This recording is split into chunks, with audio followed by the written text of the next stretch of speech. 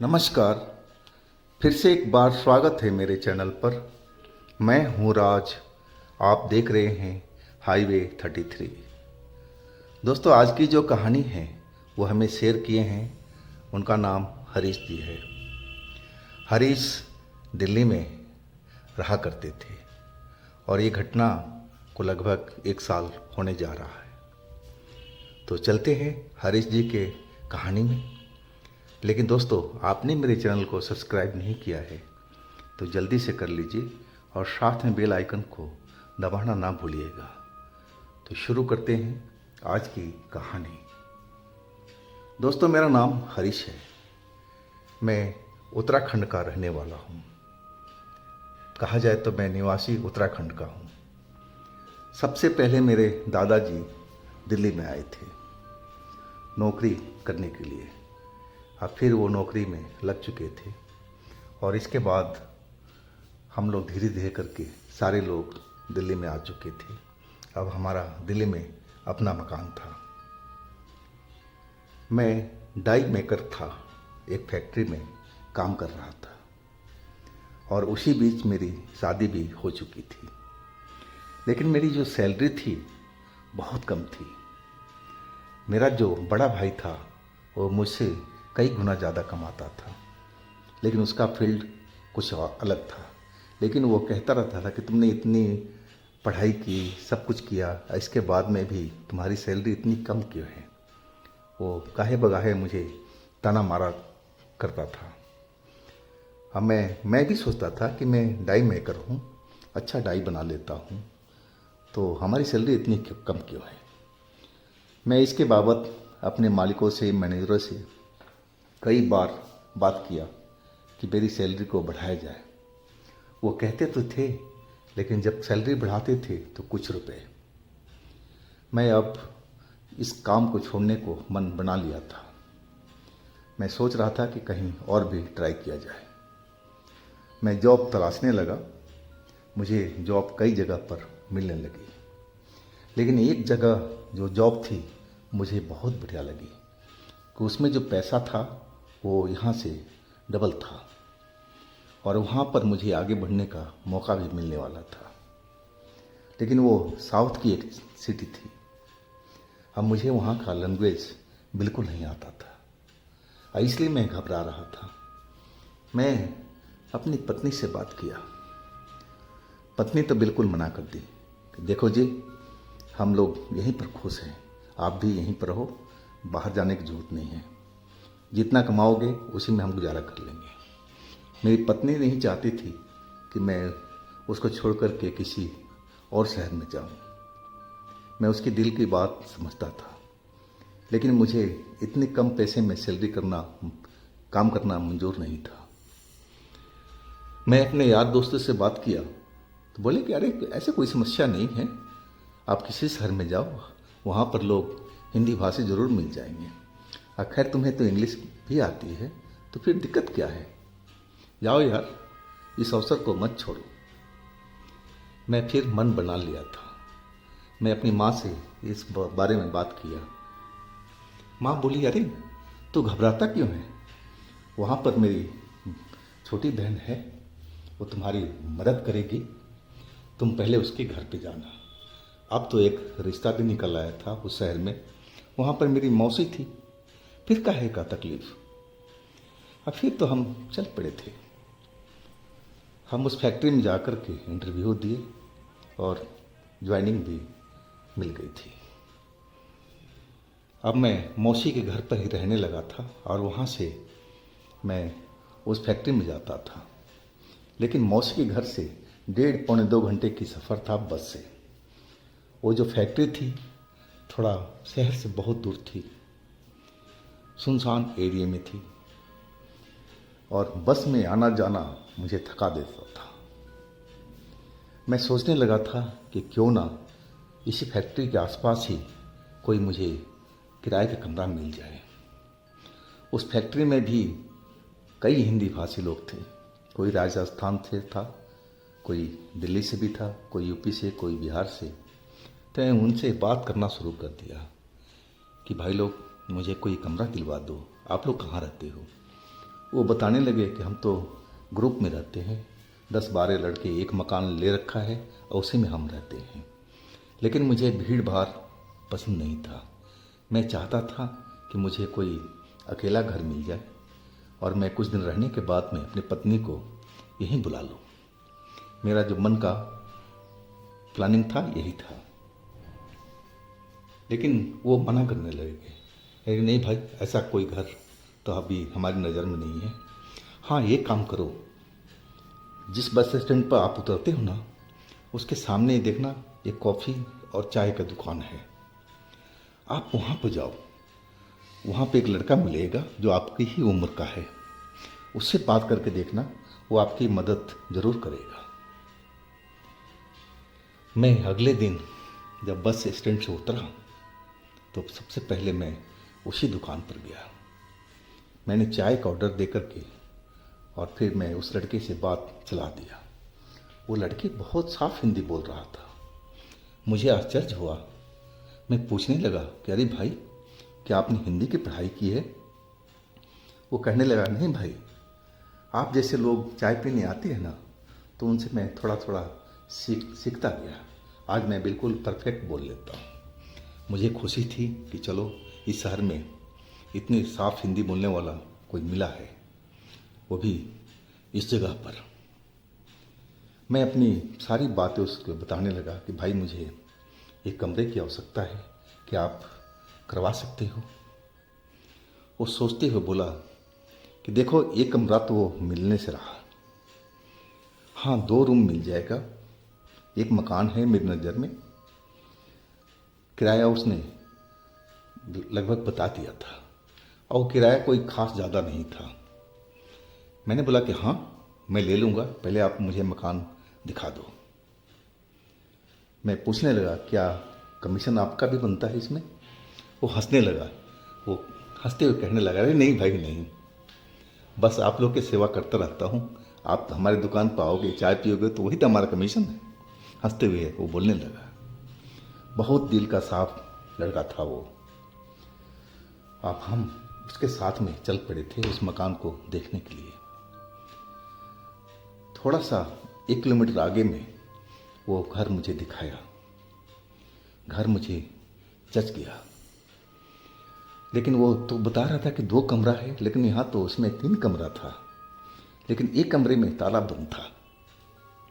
मैं उससे पूछने लगा, अरे भाई, आप तो 2 कमरे बताए थे, लेकिन ये तो 3 कमरा है, इसमें ताला क्यों बंद है? वो लड़का कहने लगा, भाई इस कमरे को भूल जाओ, तभी तो मैं बोला था कि 2 कमरे हैं। इसमें मकान मालिक का सामान है, फर्नीचर वगैरह है। इस घर में मकान मालिक का बेटा बहू रहा करते थे और उनकी बहू का एक बीमारी में मौत हो गया। और इसके बाद उसके गम में जो लड़का था वो भी पागल सा हो गया था। उसका इलाज भी कराया गया, अब वो सही है। लेकिन उसके पिता नहीं चाहते हैं कि वो लड़का इस घर में आए, कि यहाँ पर आते ही उसका दिमाग बिल्कुल पागल सा होने लगता है अपनी पत्नी की याद में। और तभी वो सारा फर्नीचर वगैरह उठा करके इस कमरे में बंद कर दिए हैं और ताला लगा दिए। इस कमरे में, दोनों कमरे में करीब करीब 15 लड़के रहा करते थे। काफ़ी दिनों तक रहे हैं। इसके बाद वो पता नहीं क्यों खाली कर दिए। वो सारी बात साफ साफ शब्दों में मुझे बता दिया था। वो कमरा, मुझे घर पसंद आ गया था। मैंने कमरा ले लिया। मैं सोचा था कि कुछ दिन के बाद में छुट्टी लेकर जाऊंगा और अपनी पत्नी को भी ले आऊंगा। अब मैं उस घर में रहने लगा था।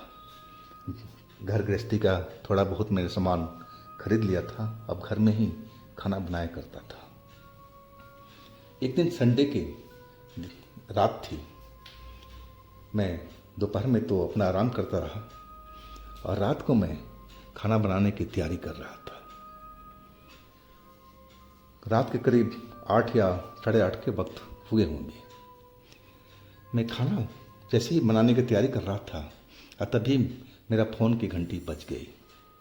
मेरी पत्नी की फ़ोन था तो मैं उठा करके बात करने लगा और तभी मेरे सामने से ऐसा लगा कि कोई औरत गुजरी हो बहुत तेजी से।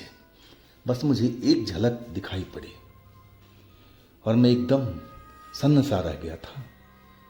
लेकिन मैं बाहर निकल कर देखा, जहाँ से औरत गुजरी थी वहाँ तो कोई था ही नहीं, बिल्कुल खाली जगह था। मुझे लगा कि मेरा मन का भ्रम है और कुछ नहीं है। फिर मैं अपनी पत्नी से बातें करता रहा और फिर फ़ोन काट करके मैं अपने खाना बनाने में लग चुका था। खाना बना करके मैं थोड़ा बाहर टहलने निकल गया था। मेरा ऐसे ही नियम था। मैं जब घूम फिर करके आया, कमरे का दरवाज़ा खोला तो मैं देखता हूँ कि जितने खाना हमने बनाया हुआ था सारा बिखरा पड़ा है। बर्तन भांडे सब कहीं अलग अलग बिखरे पड़े थे।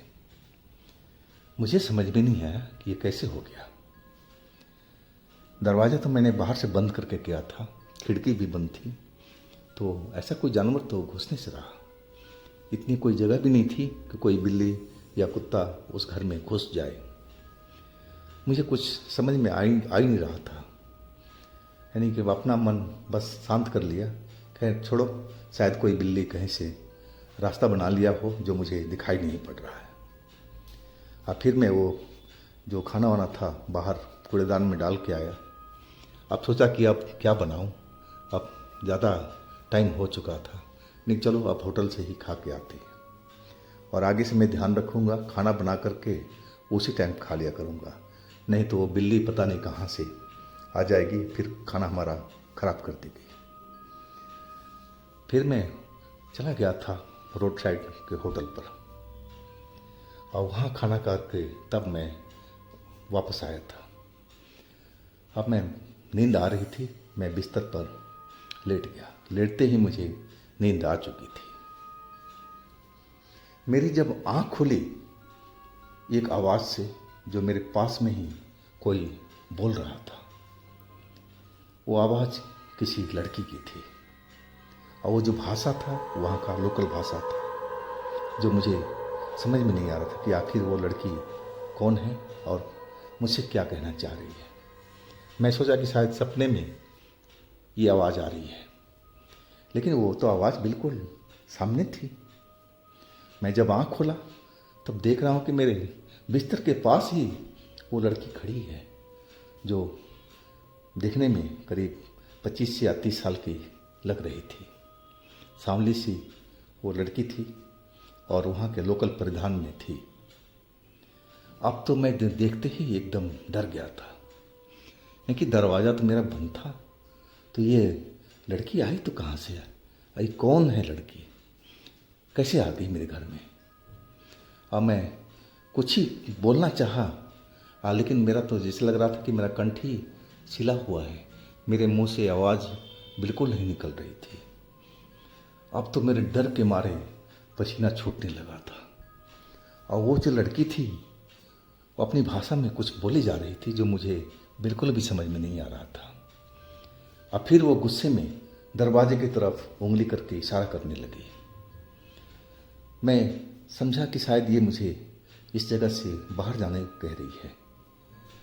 मैं बहुत डरा हुआ था और देखते ही समझ गया था कि हो न हो ये कोई नॉर्मल लड़की नहीं है, ये लड़की कोई ज़रूर आत्मा है या कोई चुड़ैल है। डर के मारे मेरा बुरा हाल था। अब मैं बस देख रहा था और लड़की लगातार बोल रही थी, गुस्से में थी, बार बार इशारा कर रही थी। अब मैं समझा कि वो मुझे यहाँ से भागने के लिए कह रही है और वही मैंने किया। मैं जल्दी से उठा और चप्पल पहना और सीधा दरवाजे पर पहुँच गया था। जैसे ही कुंडी खोलने का हुआ तब तक तो वो चिल्लाती हुई लड़की मेरे पास में सेकेंडों में पहुँच गई थी और मेरा कॉलर पकड़ करके सीधा मेरे बिस्तर पर पटक दिया था। पटकने के बाद में मेरे सीने पर सवार हो गई थी और उसी वक्त मेरी आंखें बंद होने लगी। अब मुझे लगा कि मेरे आंखों के आगे अंधेरा छाने लगा है, सारी दुनिया चक्कर काटती हुई नजर आई। अब मैं अपना होश खो बैठा था। जब मुझे होश आया तो एक बार तो मैं चौंक ही गया था कि कहीं मैं मर तो नहीं गया। मैं अपना शरीर को देखने लगा, लेकिन मैं तो अभी जिंदा था। मुझे एहसास होने लगा मेरा शरीर तो सब कुछ सही था। और तभी बाहर से गाड़ी चलने की रोड पर आवाज़ सुनाई पड़ने लगी। अब तो मुझे पक्का यकीन था कि मैं बिल्कुल सही सलामत हूँ, और मैं फटाफट उठा। रात की सारी घटना मुझे अच्छी तरह से याद थी, मैं भूला नहीं था। अब मैं जल्दी से दरवाज़ा खोला तो देखा कि सुबह हो चुकी है। सूरज की किरणें हमारे आंगन में पहुंच रही थी। अब मैं जल्दी से अपना बाहर का गेट, जो मेन गेट था, उसको खोला और रोड पर दौड़ गया था। और थोड़ी ही देर दौड़ लगाने के बाद में मैं उस चाय की दुकान पर पहुंच चुका था। जब मैं वहां पहुंचा तो चाय वाला भी अपना दुकान को खोल रहा था। आप मेरे को इस हालत में देख करके कहने लगा कि अरे आज तो बड़े सुबह सुबह आ गए चाय पीने के लिए। लेकिन मेरे मुंह से तो आवाज़ ही नहीं निकल रही थी, मैं इतना डरा हुआ था। मेरी हालत देख करके कहने लगा, अरे अन्ना बैठो, बैठ जाओ, सांस लो, थोड़ा सा पानी पियो, तब बताना। और वो अपने काम में लग चुका था, लेकिन मैं अपनी बात उसको रखना चाहता था। थोड़ी देर में मुझे सही ढंग से बोलने में कोई कठिनाई नहीं हो रही थी। अब मैं फिर बोलना शुरू किया। मैं बोलता जा रहा था और वो चुपचाप मेरी बात को सुनता जा रहा था। और जैसे जैसे मैं सारी बात बता रहा था, उसकी आंखें फैलती हुई जा रही थी। लग रहा था कि जैसे वो भी मेरी बात सुनकर के डर रहा हो। मेरी जब बात खत्म हुई तो मैं देखा कि वो, उसका चेहरा बिल्कुल डरा हुआ दिख रहा था।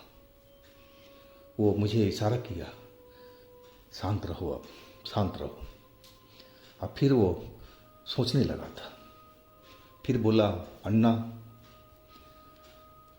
मैंने बोला, हाँ आप बोलो सही, आप बताओ, उस घर में तो भूत है। वो लड़की जरूर कोई चुड़ैल है जो मेरे सीने पर सवार होकर के मुझे मारने जा रही थी। वो तो भगवान का कृपा था कि मैं जिंदा हूँ, नहीं तो अपनी तरफ से तो उसने कोई कसर नहीं छोड़ी थी। मैं उसको सब बताने लगा था। फिर वो बोला, ना सुनो मेरी बात को, आप जो कह रहे हो मुझे यकीन है, विश्वास है, लेकिन आज तक हमने उस घर में ऐसा कुछ सुना नहीं। उसमें मैं बताया ना कि बहुत सारे लड़के उसमें रह कर के गए हैं, और उनके साथ में तो ऐसा कोई घटना नहीं हुई थी। तो ये कैसे संभव था? और तभी उसको दिमाग में एक बात खटकी और दिमाग को ठोकता हुआ अब बोलने लगा, अरे अरे अन्ना, हाँ मुझे याद आया, कहीं ये जो लड़की थी जो बता रहे हो 20-25 साल की, वो कहीं वो वही तो नहीं थी जो इस घर में मरी थी, मकान मालिक की बहू? और एकदम वो इधर उधर देखने लगा था। मैं समझ गया कि जो बोल रहा है ये वही लड़की, औरत हो सकती है। लोकल पहनावा था और लैंग्वेज भी वही था। मैं सारी बात उसको बता चुका था। फिर उसने बोला कि अन्ना, मैंने जानबूझ करके आपको ऐसा घर नहीं दिया था कि आपको कोई तकलीफ हो। ये जो भी घटना हुआ है आपके साथ में हुआ है। इससे पहले वो लड़के काफ़ी दिन रह के गए हैं, लेकिन उनको ऐसी चीज़ नज़र नहीं आई। खैर अन्ना, छोड़ो इस घर को, हम आपको दूसरा घर देते हैं। आप हमें थोड़ा सा टाइम दीजिए। आज ही दोपहर तक मैं कोई ना कोई प्रबंध करा देता हूँ, आप अपना काम पर जाओ। लेकिन मैं उस घर में तो बिल्कुल जाने को तैयार ही नहीं था।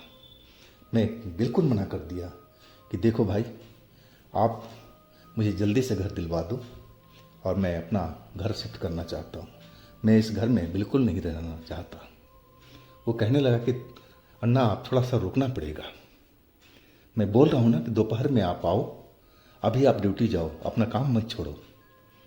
मैं कहने लगा, मैं इस घर में जाऊँगा नहीं, कपड़े लत्ते तो सारा उसी में है, तो इस कपड़े में मैं थोड़ी जाऊँगा मैं अपने काम पर। बोला, मैं आपके साथ में चलता हूँ। अब तो रात तो नहीं है अन्ना, तो दिन है। और वह मेरे साथ में घर तक आया। फिर मैं अपने कपड़े पहने और कुछ जरूरी जो सामान था वो बैग में रख करके उसी चाय वाले दुकान पर रख दिया था। बाकी तो बोरिया बिस्तर था, बर्तन थे, उसका मुझे ज़्यादा परवाह नहीं था। और वो लड़का कहने लगा कि दोपहर में आओ तो हम आपको मकान दूसरा चेंज करवा देंगे। मैं काम पर गया था, लेकिन काम में बिल्कुल दिल नहीं लग रहा था। हर वक्त वही चीज़ मेरे नज़र पर नाच रहा था, वो लड़की का शक्ल। ना जाने अपनी भाषा में मुझसे क्या कहना चाह रही थी। बार बार वो उंगली दरवाजे की तरफ दिखाती थी। और मैं उस चीज़ को समझ नहीं पाया था कि वो मुझसे क्या चाहती थी। और तभी तो वो गुस्सा हुई थी और मुझे पटक कर के बेड पर मुझे मारना चाहता। खैर, अब लंच टाइम हो गया था और मैं आ गया था उसके चाय की दुकान पर। वाकई में उसने तो काम कर दिया था। मेरा सारा सामान एक दूसरे घर में शिफ्ट कर दिया था। वो कहने लगा, अन्ना आपको मेहनत की ज़रूरत नहीं है, हमने रिक्शा वाला एक लड़के को बुला करके आपका सारा सामान शिफ्ट कर दिया है और उसको पैसे आप दे देना। मैंने कि बिल्कुल दे दूँगा, आप बेफिक्र रहो। हम वो मकान जाकर देखें। वो 2 रूम का ही कमरा था और उससे थोड़ा छोटा था, लेकिन साफ़ सुथरा था। मुझे वो भी जगह पसंद आ गया। मैं फिर पूछने लगा कि भाई इसमें तो कोई दिक्कत नहीं है ना? बोला नहीं, उस घर में भी दिक्कत नहीं था ना। वो कसम खाते हुए बोलने लगा, लेकिन पता नहीं आपके साथ में क्या हुआ था। ये घर तो कुछ ही दिन पहले खाली हुआ है। और तब जाके मैं उस मकान में रहने लगा था। और फिर मैं कुछ दिनों के बाद में, कुछ महीनों के बाद में दिल्ली आया था और अपने पत्नी को साथ में ले गया था। और आज भी हम उसी जगह पर हैं, उसी फैक्ट्री में काम कर रहे हैं। लेकिन उसके बाद में वो औरत, वो लड़की मुझे कभी भी दिखाई नहीं पड़ी, ना मुझे सपने में कभी नज़र आई। तो दोस्तों, ये थी हरीश जी की अपनी कहानी, आप बीती।